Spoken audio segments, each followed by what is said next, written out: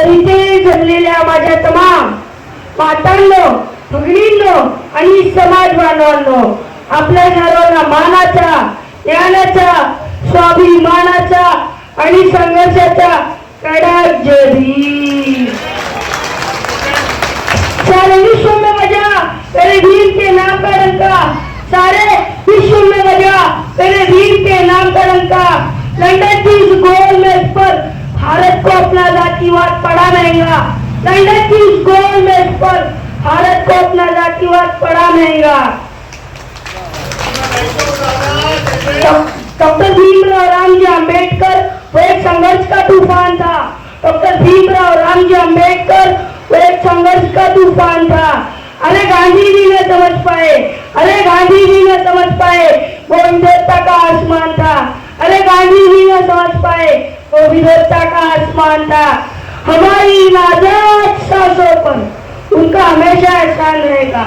हमारी नाजात सांसों पर उनका हमेशा एहसान रहेगा। हमारे खून का जर्रा जर्रा मरते दम तक सिर्फ जय भीम जय भीम जय भीम कहेगा। हमारे खून का जर्रा जर्रा मरते दम तक सिर्फ जय भीम जय भीम जय भीम कहेगा। तर मित्रांनो, मी तुम्हाला इथे काही भाषण वगैरे द्यायला आलेलं नाही। मी तुम्हाला आधी कथा सांगणार आहे, एका महामानवाची कथा। एका महामानवाची कथा म्हणजे डॉक्टर बाबासाहेब आंबेडकरांची कथा। आणि माझ्या कथेचं नाव आहे डॉक्टर बाबासाहेब आंबेडकरांचे अश्रू। तर आपल्या सर्वांना माहितीच असेल, बाबासाहेब जेव्हा उच्च शिक्षणासाठी जेव्हा बाहेरगावी शिकायला गेलेले, म्हणजे की अमेरिकेत कोलंबिया युनिव्हर्सिटीमध्ये, तेव्हा त्यांचा स्कॉलरशिपचा खर्च म्हणजे की शिक्षणाचा खर्च तोडल्याचे राजे सयाजीराव गायकवाड यांनी केला होता। पण तेव्हा त्यांनी अशी अट ठेवली होती की जेव्हा बाबासाहेब उच्च शिक्षण घेऊन जेव्हा परत भारतात येतील तेव्हा त्यांना बडोदा सरकारमध्ये काम करावे लागेल।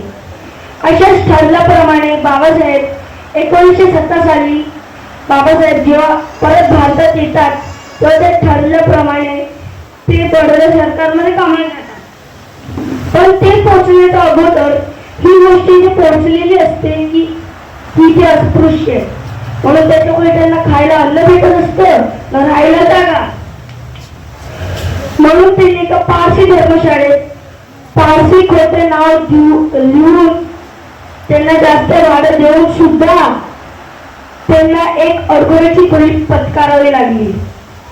तिथे त्यांचे सत्य होते, मोठमोठे मंदिर आणि डास, आणि ते जेव्हा ऑफिस मधले सर्वात मोठे अधिकारी असून सुद्धा त्यांचे शिपाई त्याच्यावरती दुरून फाईल फेकायचे।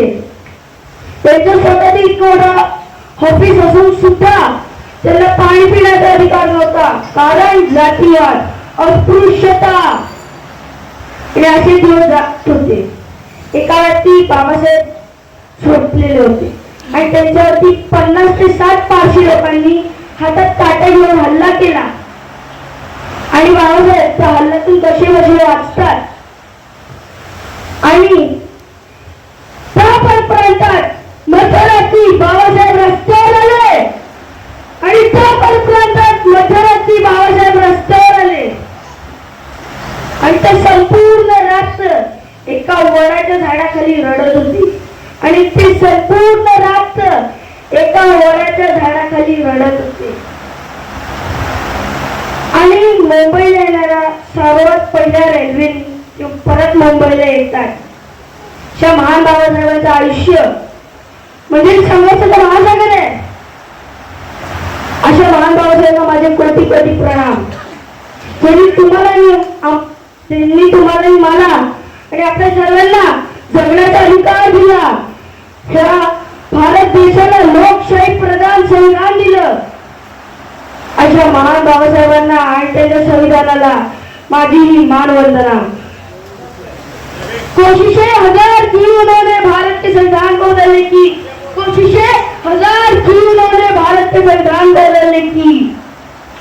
एक राह न छोड़ी सत्ता से जनता को उछलने की, एक राह न छोड़ी सत्ता से जनता को उछलने की। फिर भी टस से मस्त हुआ ये भारत का गणतंत्र संविधान, फिर भी टस से मस्त हुआ ये भारत का गणतंत्र संविधान। ये सिर्फ एक किताब नहीं, ये है डॉक्टर बाबा साहेब अम्बेडकर का महान ज्ञान। ये सिर्फ एक किताब नहीं, ये है डॉक्टर बाबा साहेब अम्बेडकर का महान ज्ञान, जो इस भारत को अंत तक जालिम तानाशाहों से बचाएगा, जो इस भारत को अंत तक जालिम तानाशाहों से बचाएगा। मेरे वीर के ज्ञान के सूरज से ये भारत सारे विश्व में कुशलता की रोशनी फैलाएगा। मेरे वीर के ज्ञान की सूरज से ये भारत सारे विश्व में कुशलता की रोशनी फैलाएगा। जय हिंद, जय भीम, जय भारत। डॉक्टर बाबा साहेब आंबेडकरांचा, डॉक्टर बाबा साहेब आंबेडकरांचा, तथागत भगवान गौतम बुद्धांचा, तथागत भगवान गौतम बुद्धांचा। धन्यवाद। आपले जय नितीन जाधव।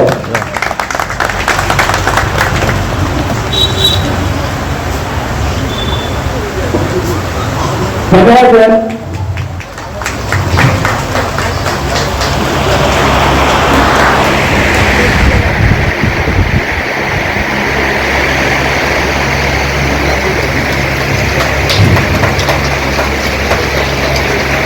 धन्यवाद।